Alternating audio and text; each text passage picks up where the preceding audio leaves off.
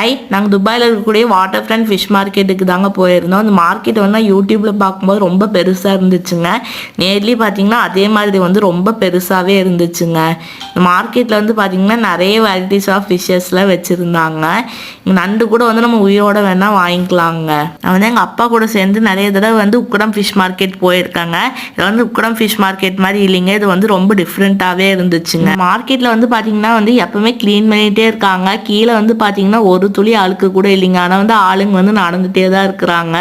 எப்படி தான் வந்து இந்த மார்க்கெட்டை வந்து இவ்வளோ க்ளீனாக மெயின்டைன் பண்ணுறாங்கன்னு எனக்கு தெரியலிங்க. இந்த மீன்லாம் பார்க்கும்போது எனக்கு சமைச்சு சாப்பிட முடியலன்னு சொல்லிட்டு ஒரு வருத்தமாக இருந்துச்சுங்க.